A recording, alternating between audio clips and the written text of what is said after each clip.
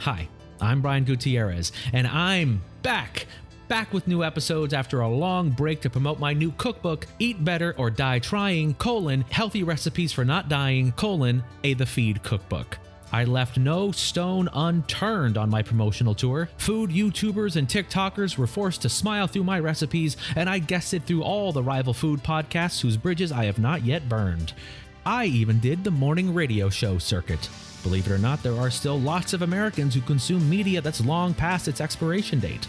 WQNY 101.8's Bobby the Sleaze and the IUDs, KTSE 96.1's Morning Wood Crew, WXPA 97.3's Christian Insurrection Radio Hour. But after talking about my recipes over and over again throughout my appearances, I started to wonder if they actually could turn an unhealthy eater into a healthy eater.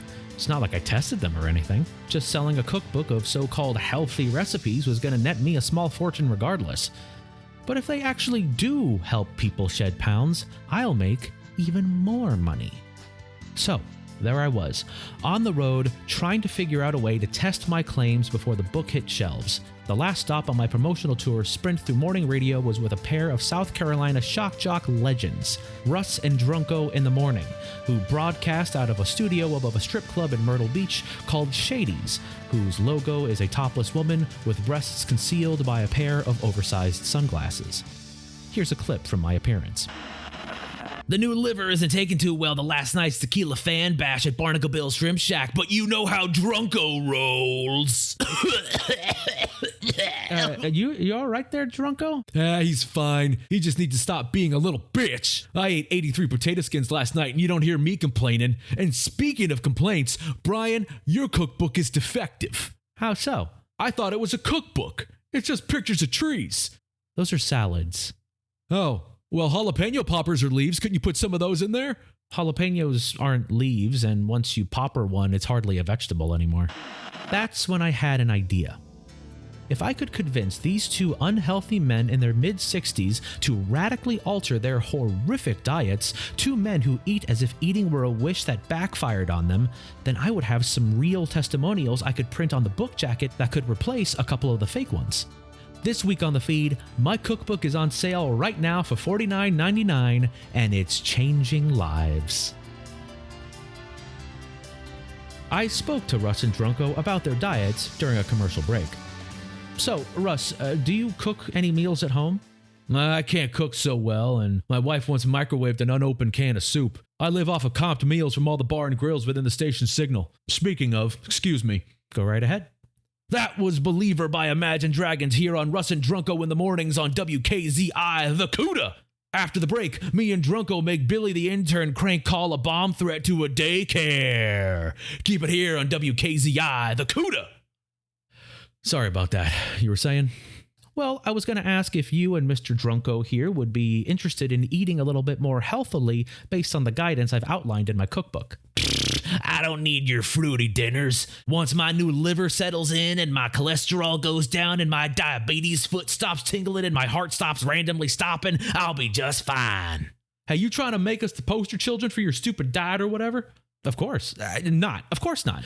You guys seem like you're in rough shape. I just want to help. Consider it a serendipitous crossing of paths. What do we get out of it? Better eating habits, maybe a longer lifespan, not feeling exhausted all the time. Will it help us maintain erections? Sure. We're in. I won them over. It was time to begin our mutually beneficial journey. I figured a good place to start would be getting a baseline of what their daily diets were like and then work from there. So, this order in front of us is a typical lunch for you guys, right? Every day. Russ, what did you order? The Macho Nacho. 2 pounds of nachos. Tex-Mex place down the street sends it to us for free, as long as we keep telling listeners that the health inspection grade on their door isn't an F made to look like an A with a Sharpie. Is it? I cannot comment without jeopardizing my Macho Nacho. Right. How about you, Drunko? Margaritas and bourbon shrimp. I'm sensing a theme with you, but I can't quite put my finger on it. Alcoholism. That's it. Couldn't put my finger on it. There you go. And we're back. That was Enemy by Imagine Dragons. I had my work cut out for me. Comped meals from restaurants with dedicated cheese cauldrons were not going to do it. I needed to find a way to get them to eat low-carb, low-calorie, low-fat options, or I wouldn't be transmogrifying my book of recipes into a boat in the Maldives. My literary agent told me that one chapter of my book is all about how to keep eating the unhealthy meals you love, but made with healthier ingredients. This was news to me, but it sounded like a plan. I replaced the tortilla chips in Russ's nachos with an oven-baked variety made from soy and milk proteins. The nacho cheese was a blend of cashews and nutritional yeast. Drunko's shrimp were scampied with garlic and olive oil and then flambéed with tequila to burn off the alcohol. I replaced the margarita with sugar-free, alcohol-free limeade. Here I am presenting them their healthier meals on their show. You get the hell out of here and you take these abominations with you! Hey, I worked hard on those. Please give them another shot. I'll give you a shot in the head with a gun. Oh, now you gone and done it. You aggravated his collapsed lung. Are you happy? I'm just trying to help. Get out! Oh, okay. All right. Sorry about that, folks. I think we're going to take a quick break to clean up here. Here's Heart Upon My Sleeve by Avicii, featuring Imagine Dragons. They were not receptive, but I had an idea for sneaking my healthier options into their mouths. Billy the intern is regularly tormented on air for Russ and Drunko's amusement. In addition to being called a pussy for complaining about the guys feeding his dog laxatives, one of Billy's other responsibilities is acting as the host's liaison between them and their food. The guys hated my healthier food options, but maybe if we disguise them as their usual lunch delivery, we can trick them into eating well. Oh, I don't know about this, Brian. Why? It's a great plan. I think they'll be able to tell. Well, Drunko not so much. He burned off most of his taste buds when Russ dared him to lick a tiki torch. But Russ has a surprisingly sharp palate considering he has permanent COVID. He'll know it isn't the real thing before he even takes a bite. See, what I'm hearing is that if I convince Russ, I convince them both. Makes my job easier. I guess, but good luck with that. Drunko won't know the difference between shrimp and styrofoam packing peanuts. Good to know. But if Russ really has the palate Billy says he does, then I need to make the most delicious, healthy nachos ever made.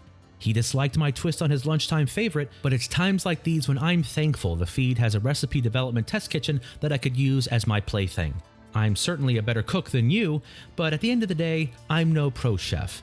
I'm just a guy who started a food podcast because I was hungry one day. Attention, everybody, attention. Thank you, thank you. All recipe development is on hold. What the hell? What's happening? Oh my God, are we getting laid off? Oh God, no. Maybe next quarter. But for now, I need this test kitchen to perfectly replicate the flavor of these soggy nachos I flew in from South Carolina, but with a fraction of the calories. No, oh, come on. Brian, is this really a good use of our time? The chef who pulls it off gets thanked in my cookbook. Gets a co-author credit. You know what we want, Brian. Fine. If you figure it out, you all get one more bathroom break a day. They shook me down, and they shook me down good. I'm proud of them. The promise of emptying their bladders and bowels up to but not exceeding 2 times a day lit a fire in their bellies. Within an hour, I was already sampling plates of first draft nachos. All delicious in their own right, but none were one-to-one flavor replications. I watched them as they scurried around the kitchen, exchanging tips and tricks. They weren't just making melting pots of nacho cheese. It was a melting pot of ideas. A group of brilliant people coming together to make a plate of healthy nachos so I could impress a couple of skeevy shock jocks. I was witnessing the apex of human generosity and ingenuity. As the sun began to set, the team presented me with their latest offerings. Here you go, Brian. Healthy Nachos version 82. All right, let's try them out. What do you think? I think you're all pooping twice a day! You really need to unionize. I flew back to Myrtle Beach, nacho recipe in hand. Billy the intern met me at the airport. Hey, you got the stuff? It's nachos, Billy, not heroin. And yes, Russ won't know the difference. Oh, and Billy, by any chance, did you shave your chest this morning? Why? We've got to wire you for sound. Hey, Kudas, don't forget, I'll be at the Classic Car Show this afternoon giving away a pair of tickets to your choice of 2 hot WKZI sponsored events. You could either watch Ted Nugent shoot a gun at empty whiskey bottles with the word Democrats on them, or Imagine Dragons. So come on out and I'll see you there. And we're clear. All right, guys, here's your lunch. Finally, I'm starved. I'll spare you the sounds of them eating.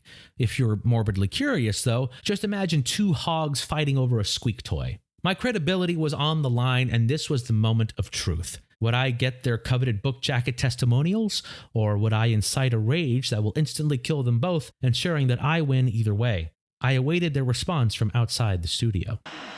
Hey, Russ, how are the nachos today? Real good. Did their health grade get bumped to a D?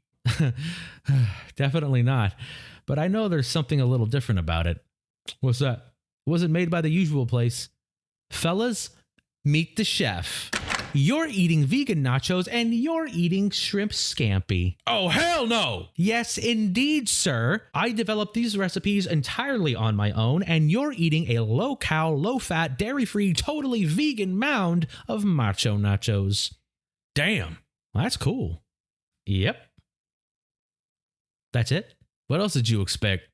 Validation? The front desk validates parking. I give scornful looks like this.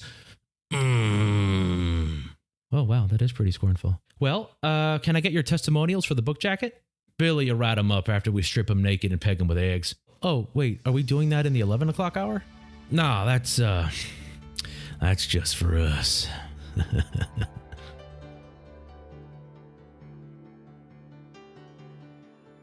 And that's how I got my testimonials. But the story doesn't end there.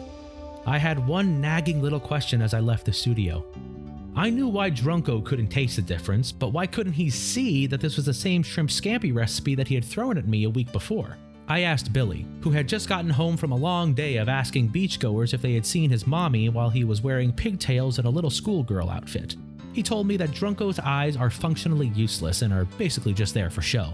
But he was appreciative all the same. He's eating 7 pounds of packing peanuts a day and he's never felt better. I later called the station to hook them up with free copies of the cookbook, but wound up being the 10th caller and won 2 tickets to watch Imagine Dragons live in Myrtle Beach. I'll be slipping the tickets into a random copy of my book, which is on sale now. I've never felt so much like Willy Wonka. Next week on the feed, I'm taking an exclusive tour of 7-Eleven's test kitchen to catch a glimpse of their latest culinary innovation, Old Hot Dogs. They're fresh hot dogs that have that signature 7-Eleven Old Hot Dog taste. See you next week.